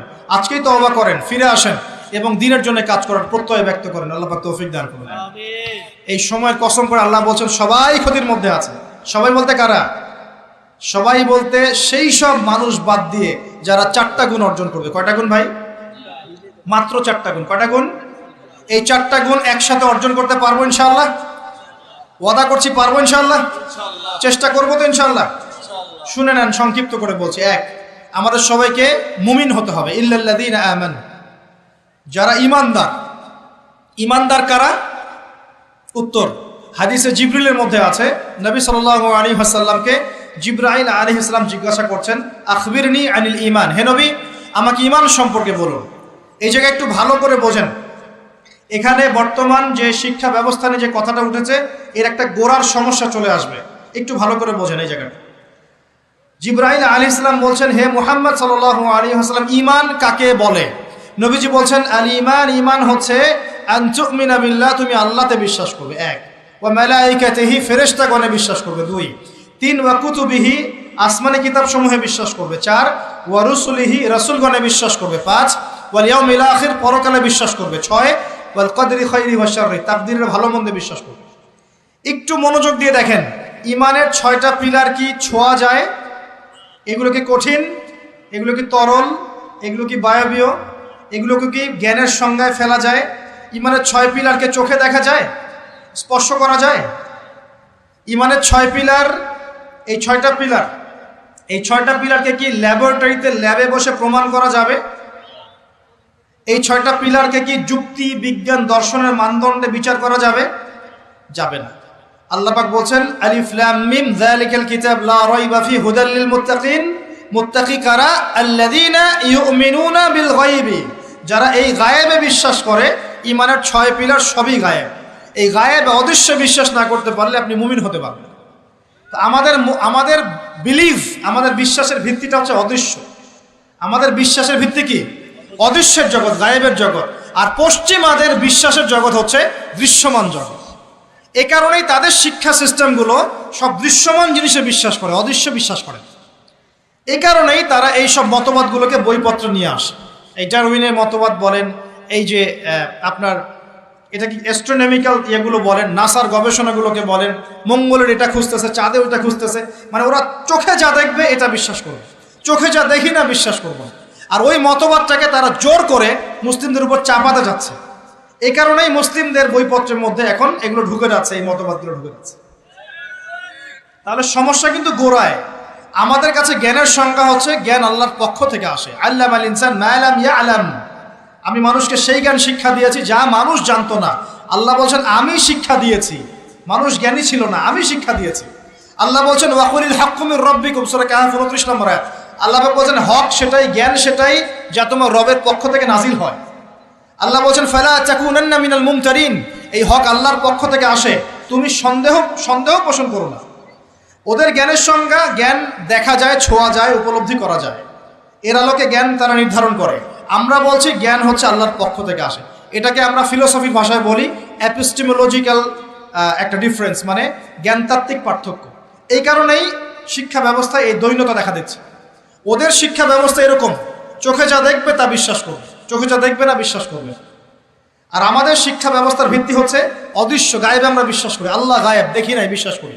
ফেরেশতা বিশ্বাস করি, আসমানি কিতাব বিশ্বাস করি, নবী রাসূল বিশ্বাস করি, পরকাল বিশ্বাস করি, আপনার ভাগ্যে বিশ্বাস করি। এগুলো বিশ্বাস না করলে আপনি মুমিন হতে পারবেন না। আর আল্লাহ পাক বলছেন মুমিন না হলে ক্ষতির মধ্যে আছো, সময়ের কসম। প্রথম শর্ত মুমিন হতে হবে, মনে বিশ্বাস করতে হবে, মুখে স্বীকার করতে হবে, কাজেও বাস্তবায়ন করতে হবে। এই পার্থক্যের কারণেই শেকড়ের সমস্যা হয়েছে। এখন ডালপালা নিয়ে আমরা নাড়াচাড়া শুরু করেছি। এইটা কেন, ইতিহাস কেন বিকৃত হচ্ছে, কেন ডারউইনের মতবাদ, কেন এই কেন সেই, এর শেকড়টা হচ্ছে এখানে। এখানে জ্ঞানতাত্ত্বিক পার্থক্য আছে। তো ওরা জ্ঞানের সংজ্ঞা যা বোঝে, আমাদের সংজ্ঞা তা নয়, আর ওদের বুঝটাকে জোর করে চাপিয়ে দেওয়া হচ্ছে আমাদের উপর। That's all. এখন সলিউশন কি? সলিউশন হচ্ছে আপনাকে বিকল্প সিলেবাস চিন্তা করতে হবে, এমন সিলেবাস যেখানে জেনারেল এবং ইসলামিক শিক্ষার সমন্বয় থাকবে এবং সেগুলোকে পড়ানোর মতো মুত্তাকি টিচারও থাকতে হবে। এরকম ইনস্টিটিউশন থাকতে হবে, বা যেগুলো আছে সেগুলোর মধ্যে নতুনত্ব, সিলেবাসে নতুনত্ব এনে, সংস্কার এনে ইনপুট করতে হবে। অথবা উপরের লেভেল থেকে কোনো উদ্যোগ গ্রহণ করলে ইনশাআল্লাহ সমস্যা সলভ হয়ে যাবে। আর আমরা আশা করি আমাদের ঊর্ধ্বতন কর্তৃপক্ষ যারা আছেন তারা জোর করে আমাদেরকে এগুলো চাপিয়ে দিবেন না ইনশাআল্লাহ। আমরা আশা করি তারা এগুলোর ব্যাপারে সচেতন হবেন এবং এই অনইসলামিক শিক্ষাগুলোকে আমাদের সোনামণিদের বই থেকে দূর করবেন ইনশাআল্লাহ। বিশ্বাস করেন, একটা বছর সময় লাগবে না, 1 বছর লাগবে না ইনশাআল্লাহ। 1 বছরের মধ্যে পুরো শিক্ষা সিস্টেমকে ঢেলে সাজানো সম্ভব। প্রত্যেক প্লে গ্রুপ থেকে শুরু করে মাস্টার্স পর্যন্ত প্রত্যেক সেকশনে জেনারেল শিক্ষার সাথে ইসলামিক শিক্ষাকে সমন্বয় করা সম্ভব। 1 বছর লাগবে না ইনশাআল্লাহ। এই সৎ উদ্যোগ যদি কেউ নিতে পারে, আমি দোয়া করে আল্লাহ পাক তৌফিক দান করুন, পুরো জাতির জন্য কল্যাণকর হবে ইনশাআল্লাহ। আমার ছেলে ডক্টর হবে, হাফেজে কোরআনও হবে ইনশাআল্লাহ, কি সমস্যা? হতে পারবে না? আমার ছেলে পলিটিশিয়ান হবে, সমাজকে নেতৃত্ব দিবে, সে আলেমও হবে ইনশাআল্লাহ, কি সমস্যা? একজন ইমাম সাহেব, মুফতি সাহেব, তিনি অর্থনীতির জ্ঞান রাখবেন, কি সমস্যা? কোনো সমস্যা? একজন মুহাদ্দিস মুফতি যারা ফারেগ হয়ে বের হচ্ছেন তারা বিশ্ব রাজনীতি সম্পর্কে জ্ঞান রাখবেন, কোনো সমস্যা? সব কিছু আমরা পড়াশোনা করতে হবে, তারপরে আমরা যে যার সেকশন ভাগ করে নিব ইনশাআল্লাহ আযজা ওয়া জাল্লা। এইখানে একটা সমস্যা, জ্ঞানতাত্ত্বিক সমস্যা। ইমানের সংজ্ঞাটা শেখেন। ইমানের সব কিছু গায়েবে বিশ্বাস, আমরা গায়েবে বিশ্বাস করি। এখন শুধু বিশ্বাস করলেই কি হবে না, আমলও করতে হবে। কেউ যদি বলে আমি ইমানদার, নামাজ পড়ি না, চলবে কথা? আমি ইমানদার, যাকাত দেই না, আমি ইমানদার, রমজানের রোজা রাখি না, আমি ইমানদার, হজ করি না, আমি ইমানদার, কালিমা তাওহীদ শিরক বেদাত বুঝি না, হবে? আমাদের সবাইকে প্রকৃত ইমানদার হতে হবে। আল্লাহ পাক তৌফিক এনায়েত করুন, বলি আমিন। 2 নাম্বার ভাই, আমল সালেহ। একটু মনোযোগ দেই, এই জায়গাগুলো কি ইম্পর্টেন্ট জায়গা। ওয়া আমিলুস সালিহাত, আমল সালেহ মানে কি? এক কথায় শোনেন, আমলে সালেহ মানে আল্লাহ রাব্বুল আলামিন কোরআনে যে কাজগুলো করতে বলেছেন সেগুলো করব, এর নাম আমলে সালেহ। ঠিক আছে? আল্লাহ পাক কোরআনে যে কাজ করতে বলেছেন করব, তার নাম আমলে সালেহ। একই সাথে আল্লাহ পাক কোরআনে যা করতে বলেন নাই তা করব না, সেটা ছেড়ে দেব, এটা আমলে সালেহ ইনশাআল্লাহ। আল্লাহ পাক নামাজ পড়তে বলেছেন, নামাজ পড়ব, আমলে সালেহ। আল্লাহ সুদ ছাড়তে বলেছেন, সুদ খাবো না, না খাওয়াটাই আমলে সালেহ। মানে শুধু সৎ কাজ করাই আমলে সালেহ নয়, অসৎ থেকে দূরে থাকাটাও কিন্তু আমলে সালেহ। এই যে আপনি দাড়ি ছেড়ে দিয়েছেন, শেভ করছেন না, মানে আপনি আমলে সালেহের মধ্যে আছেন। আপনি টাকনুর উপরে কাপড় পরছেন, নিচে নামাচ্ছেন না, তার মানে আমলে সালেহ আছে। আপনি জেনা করছেন না, বিয়ে করেছেন, আপনি আমলে সালেহের মধ্যে আছেন। আপনি মদ খাচ্ছেন না, না খাওয়াটাই আমলে সালেহ। আপনি মেয়ের দিকে খারাপ চোখে তাকাচ্ছেন যে না, এটাই আমলে সালেহ। শুধু ভালো কাজ করাই কিন্তু আমলে সালেহ নয়, খারাপ থেকে দূরে থাকো কি আমলে সালেহ। আল্লাহ পাক সবাইকে বোঝার তৌফিক দান। আরেকটা বিষয় হচ্ছে, হাদিসের মধ্যে আমাদের প্রিয় নবী সাল্লাল্লাহু আলাইহি ওয়াসাল্লাম যে কাজগুলো করতে বলেছেন সেগুলো করাও হচ্ছে আমলে সালেহ। যেমন নবীর মতো খাবো, নবীর মতো কাপড় পরবো, নবীর মতো ঘুমাবো, নবীর মতো উঠবো, চলবো, ফিরবো, সব কাজ কার মতো? নবী সাল্লাল্লাহু আলাইহি ওয়াসাল্লামের সুন্নাহ মতো হবে ইনশাআল্লাহ। এটা আমল সালেহ। এটা শেখার জন্য হিজতুল মুসলিম বই পড়েন, সুন্নতের উপর অনেক বই আছে, এগুলো পড়তে থাকেন। আরেকটা বিষয় হলো, হাদিসে নবী সাল্লাল্লাহু আলাইহি ওয়াসাল্লাম যে কাজগুলো নিষেধ করেছেন সেগুলো না করাও হচ্ছে আমলে সালেহ। এই হলো আমল সালেহের সুন্দর সংজ্ঞা। আরেকটা বিষয় মনে রাখবেন, ইমানের বিপরীতে যেমন কুফর থাকে, ইমানদার না হলে কুফর হতে হয়, কাফের হতে হয়। তাওহীদের বিপরীতে যেমন শিরক থাকে, আমলে সালেহ এর বিপরীতেও বেদাত থাকে। কি থাকে? এই শব্দ শুনেছেন কি? সংজ্ঞা হচ্ছে মানে আমিলা আমালান লাইসা আলাইহি আমরুনা ফাহুয়া রাদ। কোন ব্যক্তি যদি এমন কোন আমল করে যে আমলের পক্ষে নবী সাল্লাল্লাহু আলাইহি ওয়াসাল্লামের পক্ষ থেকে কোনো দলিল প্রমাণ নাই, সাহাবীদের পক্ষ থেকে কোনো দলিল প্রমাণ নাই, এরকম যদি কোনো আমল কেউ করে, এরকম কোন আকীদা কেউ পোষণ করে, সেটা হবে বেদাতি আমল, বেদাতি আকীদা। বোঝা যাচ্ছে কথা? বেদাতি আমল আকীদায় কেউ লিপ্ত থাকলে তার আমল কবুল হবে না, তার আমল কবুল হবে না। তার আমলকে আল্লাহ পাক ধুলো বানিয়ে দিবেন, হাউজে কাউসারের পানি পাবে না, নবীজি সুহকান সুহকান লিমান গায়্যারা বাদি বলে তাড়িয়ে দিবেন এবং জাহান্নামে যেতে হবে। বেদাত যে করে সে তো অপরাধী, যে বেদাতিকে সম্মান পর্যন্ত করে তার উপর আল্লাহ পাক লানত করেছেন, ফেরেশতা লানত করবে। কথা বুঝতে পারছেন? মান আহদাসা হাদাসান, কেউ যদি কোনো বেদাত করে, আও আওয়া মুহদিসান, নিজে বেদাত করে না কিন্তু বেদাতিকে আশ্রয় দেয় বা সম্মান প্রদর্শন করে, ফাআলাইহি লানাতুল্লাহি ওয়া মালাইকাতিহি ওয়ান নাসি আজমাইন, তার উপরে আল্লাহ, ফেরেশতা, পুরো মানব জাতির অভিশাপ বর্ষিত হবে বলে নাউযুবিল্লাহ। অন্য হাদিসে আছে সে যেন ইসলামকে ধ্বংস করার ব্যাপারে সাহায্য করবে।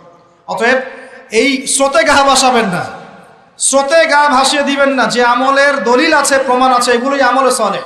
যেগুলো দলিল প্রমাণ নাই, মানুষ বানিয়ে নিয়েছে, এগুলো আমলে সালেহ নয়, এগুলো করলে উল্টা গুনাহ হবে।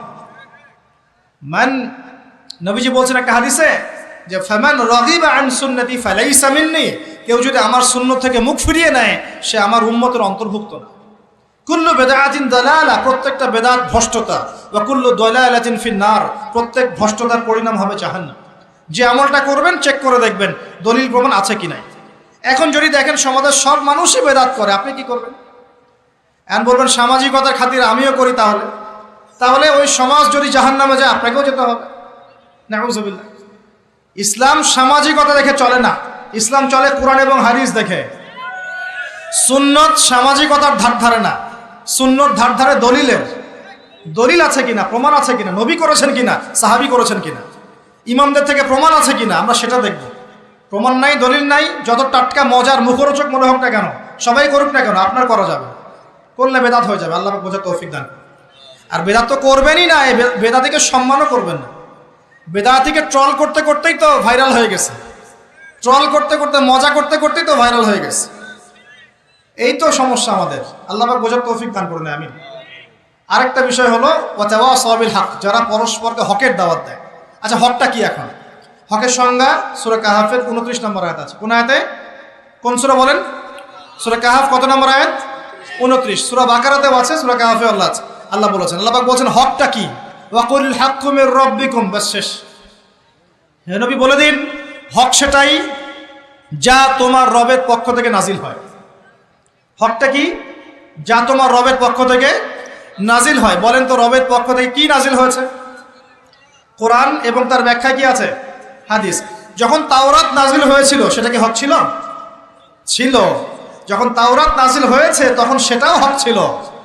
যখন ওটাকে বিকৃত করা হয়েছে তারপর আল্লাহ পাক জাবুর নাজিল করেছে দাউদ আলাইহিস সালামের উপরে। এই জাবুর যখন নাজিল হয়েছে তখন জাবুরই হক ছিল। যে জাবুর মানত না সে কাফের হয়ে গিয়েছিল, যে জাবুর মানত সে মুসলিম ছিল। এরপর ইনজিল এসেছে জাবুর বিকৃত হওয়ার পরে। ইনজিল যখন এসেছে ইনজিলই হক ছিল। ইনজিল যে মেনেছে আল্লাহ পাক তাকে মুসলিম বলেছেন, সেও মুসলিম ছিল। যে ইনজিল মানে নাই সে কাফের হয়ে গিয়েছিল। ইনজিলকে বিকৃত করার পরে আল্লাহ পাক দিয়েছেন কি? সর্বশেষ আসমানি কিতাব আল কোরআনুল কারীম এবং তার ব্যাখ্যায় নবীর সুন্নাহ, হাদিস নবী সাল্লাল্লাহু আলাইহি ওয়াসাল্লাম। এই কোরআন এবং সুন্নাহকে মিলেই ইসলাম। এই ইসলাম হচ্ছে একটা কমপ্লিট কোড অফ লাইফ, জীবনের সব ক্ষেত্রে সমাধান আছে। এখন এই হকটার দাওয়াত আল্লাহ পাক দিতে বলছেন। তাহলে দাওয়াতটা কিভাবে শুরু করব? আগে জ্ঞান অর্জন করব, নিজে আমল করব, নিজের উপর প্রতিষ্ঠা করব, আমার পরিবারে প্রতিষ্ঠা করব, আমার নিকটস্থ আত্মীয়দেরকে দাওয়াত দিব, আমার বন্ধু মহলে দাওয়াত দিব, আমার বান্ধবীদেরকে, আপনার বান্ধবীদেরকে দাওয়াত দিবেন। আপনার বান্ধবী মানে মেয়েদেরকে বলছি আর কি, আপনাকে বলছি না, বোনদেরকে বলছি। আপনারা আপনাদের বান্ধবীদেরকে দাওয়াত দিবেন, আপনারা বন্ধুদেরকে দাওয়াত দিবেন। এই যুগে সবাইকে কমপক্ষে পার্ট টাইম দায়ী হতে হবে, সবাইকে কমপক্ষে পার্ট টাইম দায়ী সবাইকে হতে হবে। আপনি নামাজ পড়ছেন, নামাজের দাওয়াত দেন। আপনি দান সৎকার করেন, দান সৎকার দাওয়াত দেন। আপনি সুদ খাচ্ছেন না, আপনি দাওয়াত দেন, ভাই সুদ খায়েন না। যেগুলো স্পষ্ট সেগুলোর দাওয়াত আপনি দিবেন। ইখতিলাফি মাসআলাগুলোকে নিয়ে ব্যস্ত হবেন না। ইখতিলাফি মাসআলাগুলোকে নিয়ে ব্যস্ত হলে উম্মাহ বিভক্ত হয়, ফাটল সৃষ্টি হয়। আল্লাহ পাক আমাদের সবাইকে হকের দাওয়াত দেওয়ার তৌফিক দান করুন। এরপরে যদি আল্লাহ পাক আরো বড় ক্ষমতা দেন, তখন আরো বড় পরিসরে আমরা দাওয়াতি কাজ করবো ইনশাআল্লাহ। শুরুটা হবে ব্যক্তি জীবন থেকে। আল্লাহ পাক আমাদের সবাইকে ব্যক্তি জীবন পরিবর্তন করার তৌফিক দান করুন, আমাদের পারিবারিক জীবন পরিবর্তন করার তৌফিক দান করুন, আমাদের সমাজকে পরিবর্তন করার তৌফিক দান করুন, আমাদের রাষ্ট্র নেতাদেরকে আল্লাহ পাক হেদায়েত দান করুন। আমরা দোয়া করি। সবশেষ কথা, ওয়াতাওয়াসাউ বিসসবর, যারা সবরের উপর থাকবে এরা ক্ষতিমুক্ত থাকবে। হকের সাথে সবরের কথা কেন? এর জন্য একজন নবীর কথা বলাই যথেষ্ট। তারপরে আমি কয়েকজনের কথা বলছি। নূহ আলাইহিস সালাম, নাম শুনেছেন? নাম শুনেছেন? কত বছর দাওয়াত দিয়েছেন? কত বছর? 950 বছর। কত বছর? 950 বছর তিনি দাওয়াত দিয়েছেন মানুষকে। তাও আল্লাহ তার ভাষায় বলছেন সূরা নূহের মধ্যে, তিনি বলছেন ইন্নী দাআউতু কওমি লাইলা ওয়ান নাহার।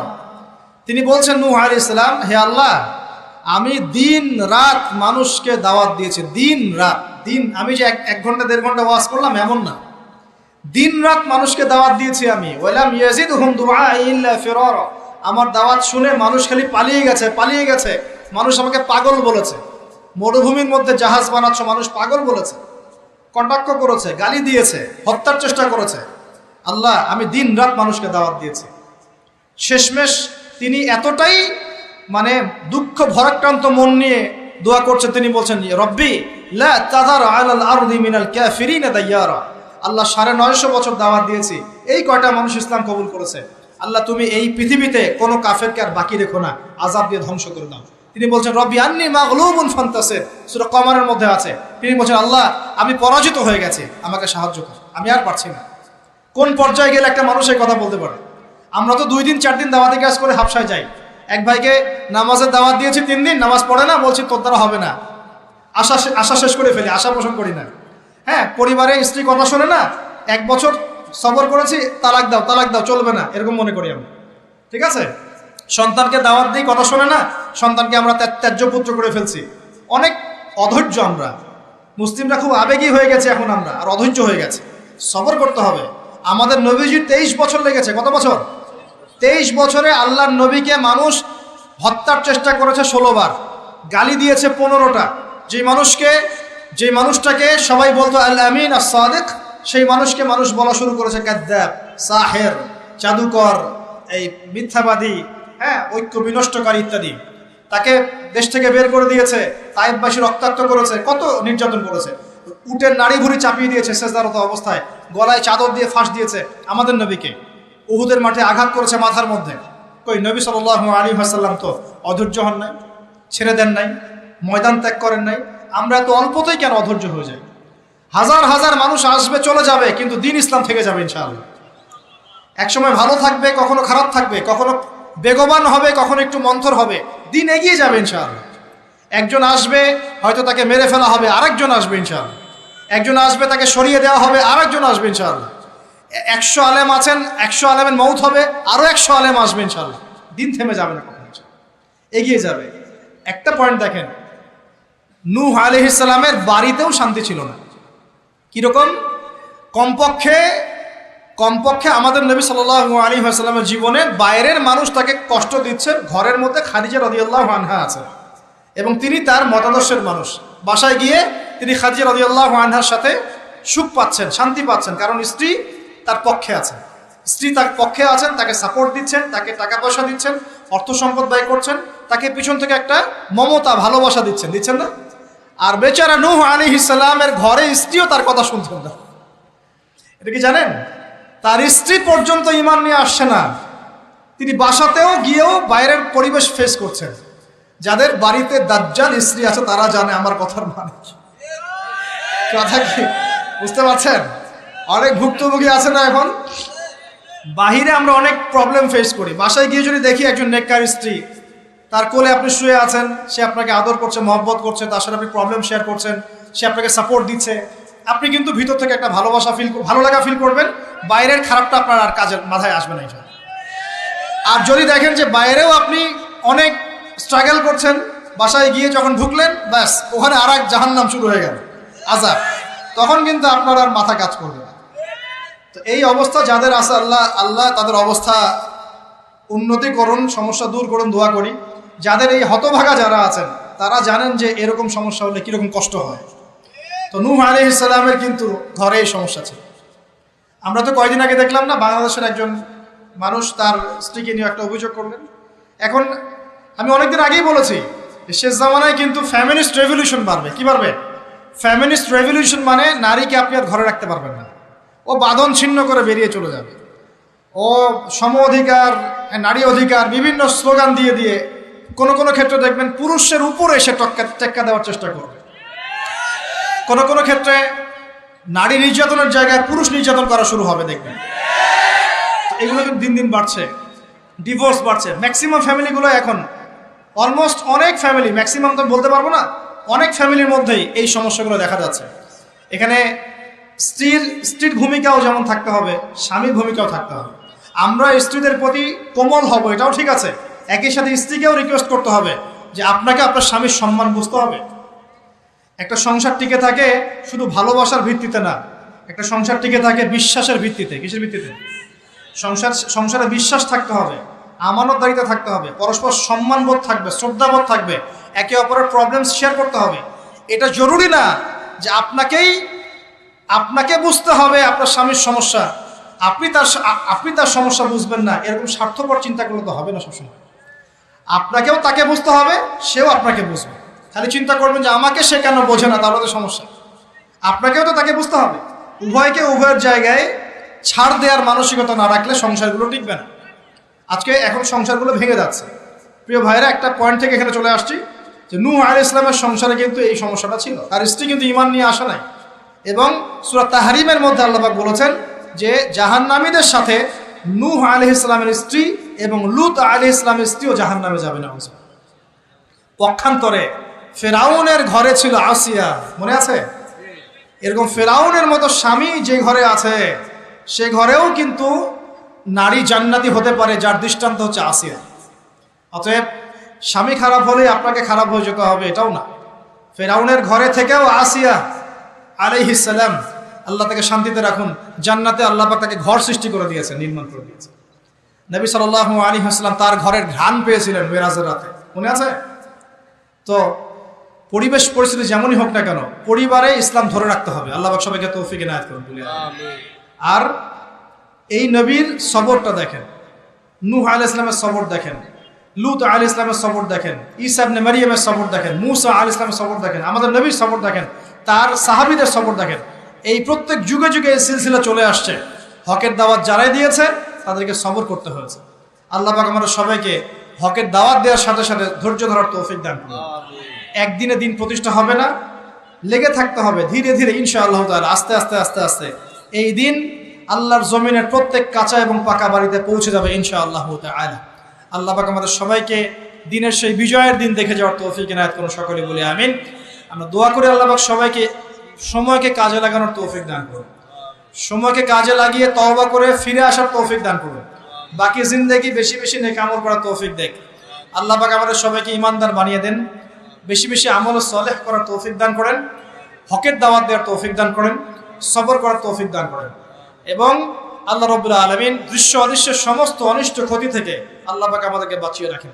এই চারটা গুণ যারা অর্জন করতে পারবেন ইনশাআল্লাহ, আল্লাহ পাক বলছেন তারা ক্ষতির মধ্যে থাকবে না, দুনিয়াতেও সফল হবে ইনশাআল্লাহ, পরে গেল আল্লাহর নবীর সাথে জান্নাতে থাকবে ইনশাআল্লাহ। আল্লাহ পাক আমাদের সবাইকে নবী সাল্লাল্লাহু আলাইহি ওয়াসাল্লামের সাথে জান্নাতে থাকার তৌফিক ইনায়াত করুন, সকলেই বলি আমিন।